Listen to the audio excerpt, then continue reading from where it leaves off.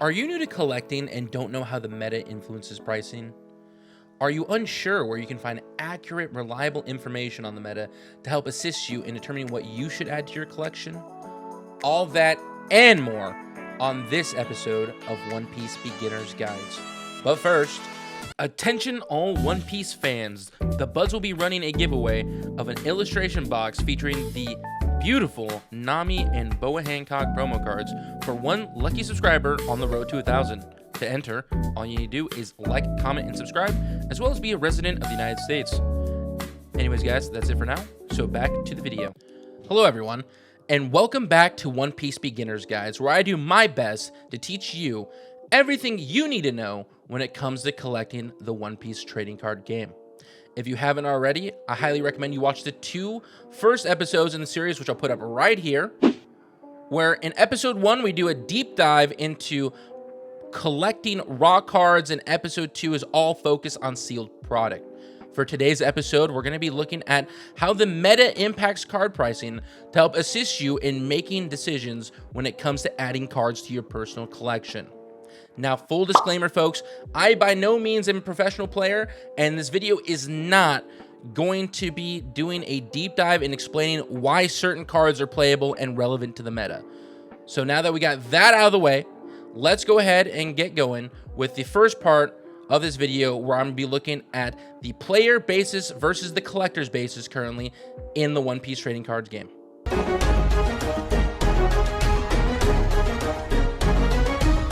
One Piece as a trading card game has been growing exponentially over the past year, currently being the 5th ranked trading card game in terms of sales worldwide from 2024 to present. With that extended growth has come an influx of collectors into the current market. However, it hasn't always been like that. Based off my own personal experience, which is how I'm going to base my entire discussion in this entire video, I have seen a shift over time where a lot more collectors are entering into One Piece than were there when I first started. When I first started collecting in September last year, I would say 80% of the people in the community were players, with 20% being collectors. Of course, I will openly acknowledge there was some overlap there, with collectors also being players and players also being collectors.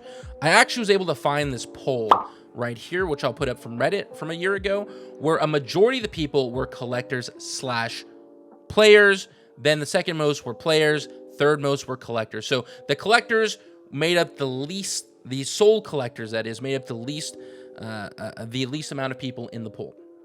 I will say over the last 6 months, though, there has been a very big shift towards more collectors entering the hobby first and foremost. And the reason why I think that is because I think people are getting wary of dealing with all the BS going on in Pokemon right now. And by BS, I mean impossibility to get product. The product is all super overpriced, and people are just kind of getting fed up with Pokemon kind of pricing them out, as well as it being impossible to find product. I've actually talked to several people who have made the transition from Pokemon to One Piece, and all of them had a very similar story. They were tired of going to their local Walmart and Target and not finding anything when it comes to Pokemon. However, they were seeing products for One Piece. So after a long day at work on a Friday and you want to rip something, you go to your local Walmart or Target, you're looking for Pokemon, you can't find it. However, you find One Piece, what are you going to open? You're going to open One Piece. And that's what people have been doing, is that they have been transitioning their collections and expanding it and taking a break from Pokemon, entering into One Piece, because they're tired of the scalping, they're tired of the egregious pricing when it comes from distributors for Pokemon, and they're making a shift towards One Piece. With the recent influx of new collectors in the hobby, I would say that 20-80 split that was there a year ago is slowly transitioning into what I think is a 40-60 split, with 40% of the people in the community being collectors, 60% being players, of course, with overlap on both sides. In comparison, and why this is an important note, is Pokemon predominantly has been collectors for at least over a decade at this point, with 80% of the people, I would say, currently in the marketplace being collectors, 20% being players, with some slight overlap. I deduce that not off of some random numbers. I deduce that based off of my experience of going to my local card shops, seeing the communities playing Pokemon as well as One Piece, as well as playing One Piece myself and getting exposed to that area. So I'm making some logical determinations here, but that transition is only going to keep growing, in my opinion. I think Bandai is intentionally tailor making the game to fulfill both a player base and a collector's base when it comes to growing the overall community and health of the game. I think they're releasing promo cards and specific cards solely for collectors, as well as continuing to monitor and make adjustments to the game and to the meta in order to help grow it from a player's perspective. I think eventually we're going to reach an equilibrium at one point where there's going to be a 50% player basis, 50% collector's basis, of course with some overlap, which is likely what Bandai is hoping to reach. I don't think Bandai is ever going to do anything like Pokemon, for example, where they're going to specifically tailor the card game to be towards collectors at this point, where, I mean, if you look at some of these arts coming out of modern Pokemon, a lot of these cards don't really have any playability. They're only for collectors. It's a specialized attack that their Pokemon is doing in order to try to tailor to the majority of the people in their community, which is the collectors. Totally understand. But I don't think Bandai's ever going to go that far. I think they're going to hit the equilibrium. They're going to stop. And from there, they're going to just keep on doing what they've been doing and try to have a healthy collectors community and a healthy players community. Now that we got that out of the way, let's go ahead and see how you can determine whether or not a card is a part of the meta.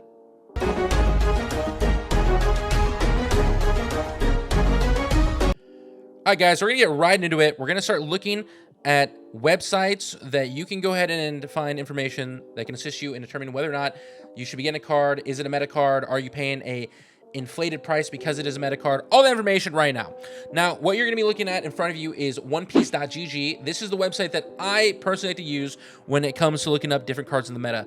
And the reason why is because they have a very easy to find area for the West as well as the East. The reason why this is really, really important right now is because the East is currently ahead by 1 or 2 sets than the West. So right now in the East, they're playing OP12 and PRBO2 just came out over there as well. PRBO2, of course, dedicated to the best cards in recent sets. So there's not going to be much influence in the meta there, but that will affect card pricing, which I'll show you in the next segment.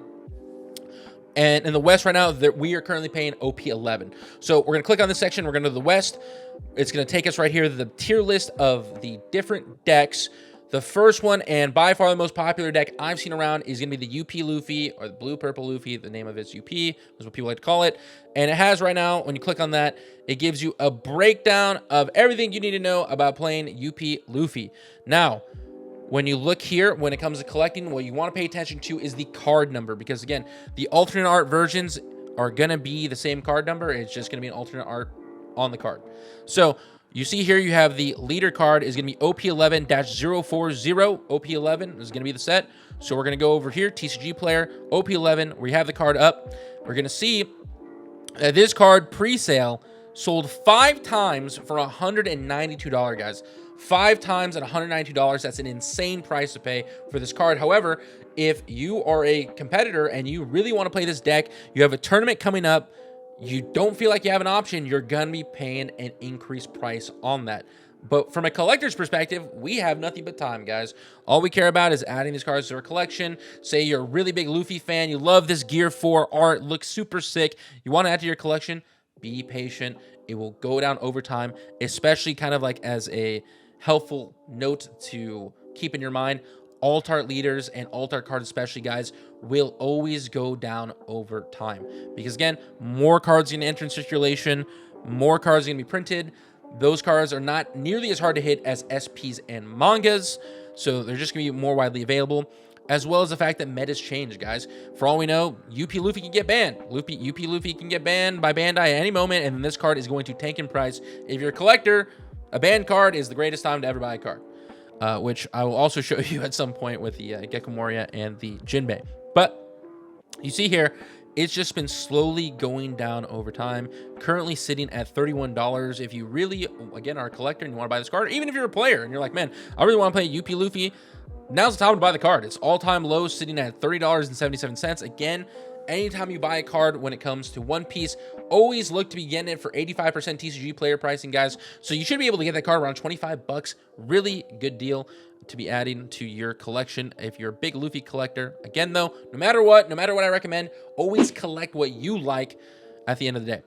Now, we're going to go to another card that is in this deck. So again, looking at the deck list here, you see this Katakuri, OP11-067. Hopping over the Katakuri, we're going to see this Alt Art Katakuri here, OP11-067. This is the same card that's utilized in the deck. Again, similar trajectory as the Luffy Alt Art leader. Pre-release as well as initial release sitting at $79.76, guys. $80 for this card.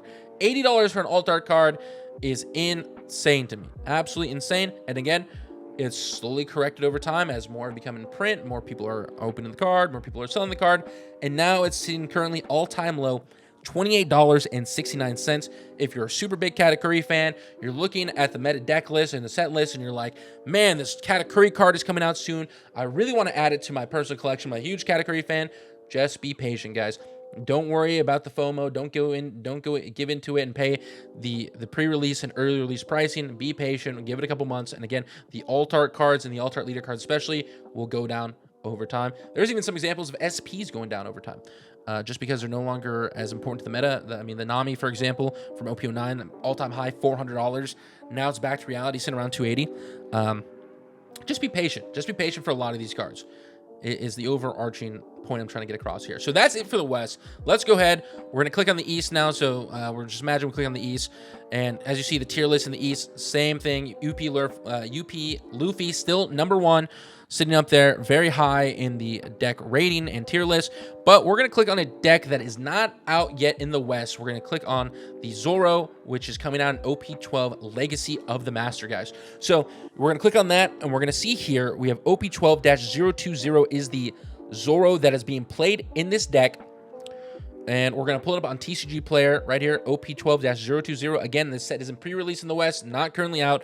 Right now, there has been one sale. There's been one sale on TCG Player for $200, guys. $200. This card is, this deck is looking like it's going to be pretty popular in the West. This is actually a deck that I personally want to play. And again, Alt Art leader versions are going to be the ones that people want to have for the deck because they want to flash out their deck a little bit. They want to make it look cool with all the alt arts.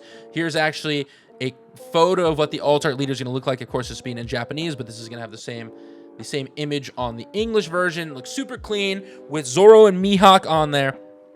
Definitely a cool Alt Art card. If you're a Zoro fan, you're like, man, I love Zoro. This is a super cool card. I want to add to my collection. Don't give in to the FOMO initially, guys. Again, this is just going to go down over time as the set comes out, as more enter print, as more of these Zoros are hit. It's just going to slowly go down. I'm going to guess that it's going to have the same trajectory as the UP Luffy, and the reason why is that UP Luffy is a more popular deck than the Zoro is right now, currently in the West. So even if Zoro surpasses that, you're not going to see a huge inflation in price. It's going to be sitting at most $50. So again, if from a collector's perspective, it's important you know this information, and it's important that you know how the meta is looking like in the East, because the meta in the East typically transitions to being the meta in the West once the West catches up. Now, all this is going to change, and I'll have to make an updated video for when it does change in the future, because starting next summer, Bandai has announced they want the West and the East to be caught up for a global release when it comes to One Piece. I don't know if they're going to be able to do it on that timeline. There's a lot of a bigger discussion to be had in terms of how that's going to affect prints of all the latest sets in the West, because there's only so much you can print, guys.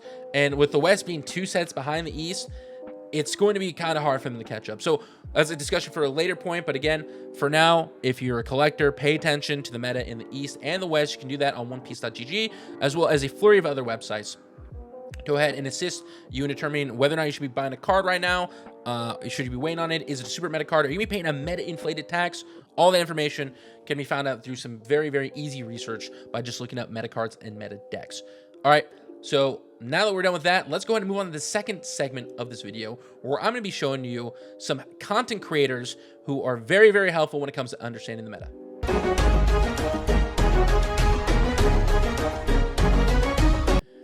All right, guys, now I'm going to go ahead and give you some creators who were really, really helpful to me along the way in understanding how the meta operates. I highly recommend you guys watch their videos as well as give them a subscribe. They are well worth it, and you'll see why once you watch their videos. So the first option I'm going to tell you that I recommend you guys go see is Vampire Gaming. I'll put his information up here. He has really, really good content, covers everything meta related.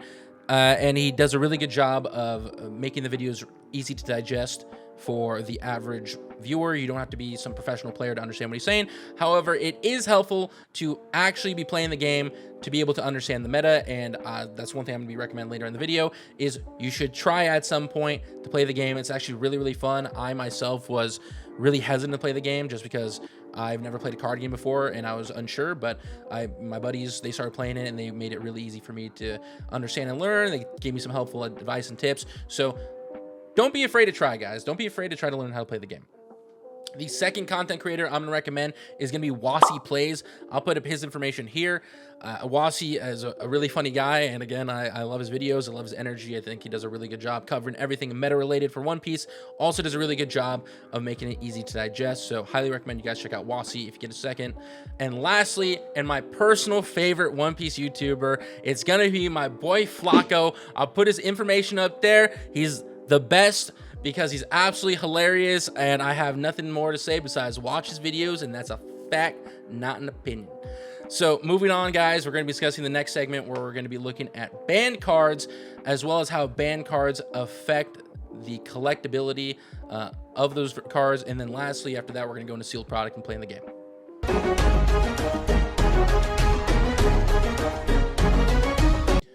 All right, moving on to the banned card list. I highly recommend you guys pay close attention to this. Typically, there is banned cards that come out once at least a year, but can be on multiple occasions depending on how serious the card is that need to be banned. AKA Gum Gum Giant Bandai. Get rid of it already, man. It's gotta go. All right. You can't keep getting away with it! Enough of a rant with Gum Gum Giant. Just type in, you can just type in One Piece banned card list. This will take you to this website. Go and just click on the link and you'll have the One Piece official website up. And these are the most current bans that have come into place. The two cards in particular we're gonna be looking at are gonna be the Gecko Moria as well as the Jinbei. Jinbei being banned because of it was broken for Blue Dofi. Gecko Moria being banned. A lot of people were just complaining about how broken this card was for Black. So Bandai said it's time to get rid of Gecko Moria, and honestly, I don't blame him. Moving on, though, we're going to just look at the TCG player pricing. I'm going to show you how this has transitioned over time because the cards have been banned. So we have the same Altar Leader Moria that we see right here from OP06, Wings of the Captain. We're going to click on this, and you're just going to see it fall off the face of the planet, guys. Look at this. This Moria in February of this year was going for $57. Let's go year to date just because OP06 came out a while ago. So it peaked all-time high, $71. Then it went to $62 in January. Ban list came out, and literally within a week, this card went down to $14, and now it is sitting all-time low at $6.56. The main reason why is it's banned. You can't play it in competitive. So if you're a Gecko Moria fan and you're trying to add every Gecko Moria card to your collection, now is the greatest time ever to buy this card. So highly recommend, guys, you buy the banned Moria if you're a huge Gecko Moria fan and you want to get every single Gecko Moria card out of your collection. If Bandai takes it off the ban list, who knows, the pricing is likely going to go back up because it's a really help support card for Black when people are running that deck. So now's a good time to buy Gecko Moria. Another card, again, we're going to see the Jinbei here that got banned. Jinbei, I think this is from OP07. Yes, from OP07 is the Altar version here. It's going to have the same trajectory you're going to see here. This thing absolutely just falls off an entire cliff here when it's announced as banned. So all-time high, you're looking at $40, dropped down a little bit to 20, went back up to 26, and then as soon as the ban came in, it just fell off of a cliff, guys. I saw overnight for some of these cards just drop down from being, at least for the regular SR versions, being like a $5 card to being a 10-cent card. And even the Altar versions, they have just completely fallen off a cliff. Sitting right now, all-time low, $4.07, guys. $4.07. If you're a huge Jinbei fan, now's your time. Buy this card up, and we'll see what happens in the future once it gets off the ban list. Now that we've gone through and I've shown you how to look up cards on the ban list, as well as to be able to determine whether or not it's going to impact your collection and the collectability of whether or not you should be able to buy the card and when you should buy it. Let's go ahead and look at how the meta is affecting sealed products.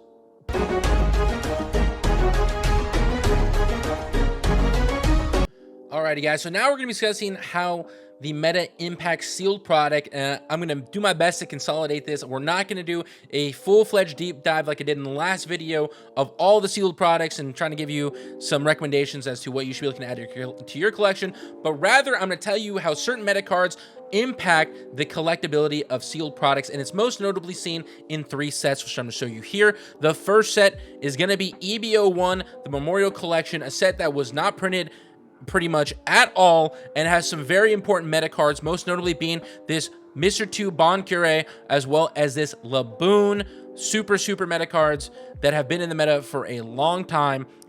When we were actually looking at the deck list for UP Luffy, Bon Curé was in there.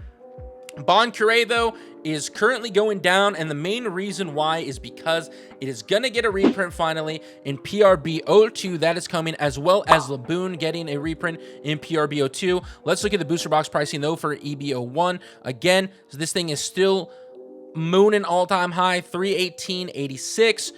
So the reason why I want to emphasize how the meta cards impact sealed product is because when you're going to see here, let's look at the month. So you see it actually dipped. It dipped a little bit from 322 and it dipped down to, let's see what lowest sold for was 295. Might have sold for a little bit lower than that. It actually dropped $30, guys. $30, and I don't think there's any coincidence here. It dropped the same time the card list came out for PRBO2 when Laboon and Bon Curé were announced that they were going to be reprinted. So just keep that in mind, guys.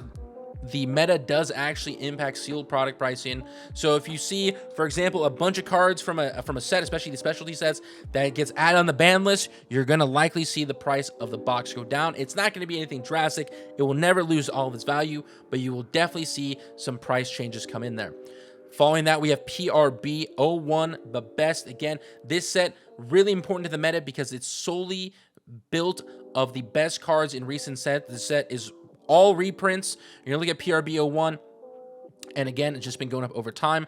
As I went into great detail with in my sealed product analysis video, my main reasoning for why I think it's been going up over time is because it's really relevant to the meta. There's a lot of super meta cards in there. I mean, it's all meta cards, really, for the most part, right? It's just a reprint of all the best cards. And then number 2 is that there's God packs in there. God packs for PRBO2 are making a return. You have Dawn gold packs that are coming out, as well as Altart God packs. There is no manga God pack coming out in this next set. I hope Bandai stays away from reprinting the mangas. It created a bunch of confusion, and I think it kind of undermines just how hard it is to hit those manga cards. But again, PRBO1 still going up over time because it has a lot of meta cards, as well as having God packs. Lastly, we're going to look at EB02, the most notable card in here being the Luffy SEC. So we're going to look at single cards right now. That Luffy SEC has actually gone down pretty dramatically. And the reason why it's going down is because, again, a reprint has just been announced in PRBO2. You can hit this card again. So again, all-time high on this card. This is a regular SEC, guys. This isn't even the alt art. The regular SEC all-time high, $93. Just because of how relevant this card is to the meta. It bottomed at $45. Currently sitting at $50 is the market price. Again, there's more of these coming in PRBO2, which has impacted why the card pricing has gone down. But when you look at the overall booster box pricing, you're going to see that EBO2 is still going. It's actually coming down a little bit right now. So we're going to look at 6 months since it came out. Peaked all-time high of 244, fell down to 183 about a month and a half, 2 months ago, and now it is sitting all-time low at 170.51. A likely reason for that could be that there's just more in production, more print. This set was a little bit more. I've seen this set be more printed than EBO1 for sure. I'm not going to say that Bandai's printing a whole bunch of it, but again, there's more available with this EB set than EBO1, and as well, reprints already getting announced for the most important cards, guys. So it's like Bandai is cutting off any ability for this set to take the same trajectory as EBO1, and they're saying, look, the best cards out of EBO2 are already getting a reprint. We're gonna just end it right there. We're not gonna play any reindeer games and allowing this to go to the moon like EBO1 did with Laboon and Bon Curie being super, super important and really expensive. All right, so that's it for analysis of sealed products, guys. We're going to go into the final thing I want to discuss, which is just playing the game as well as a conclusion.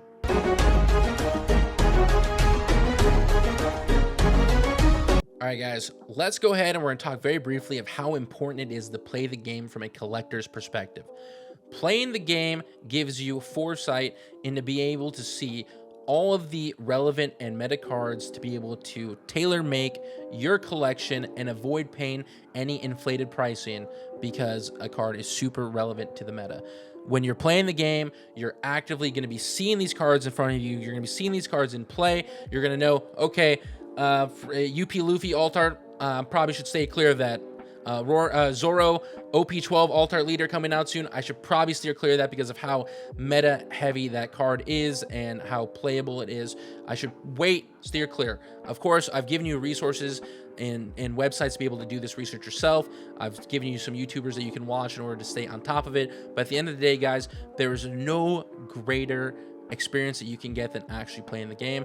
I recently played my first ever trading card tournament in person. It was a beginner's tournament, and it was just a really, really great experience being able to see these cards in front of you, as well as being able to build some camaraderie with the community. I highly recommend, guys, from a collector's perspective, that is what we need the most of. We need some kumbaya. We need some really good connectivity between the collectors as well as the competitive players. At the end of the day, guys, we all love One Piece. All we want to do is see this card game succeed, whether it's from a collector's perspective or whether you're a player and you want to play competitively at international tournaments. We all just want to see this card game succeed, and we should be really respectful of each other and be willing to open up our own minds to being able to dabble in the other person's perspective. So from the collector's perspective, playing the card game, and from the player's perspective, collecting some cards. But anyways, guys, that's all I want to touch on with this one. So let's go ahead and we're going to send you into a conclusion.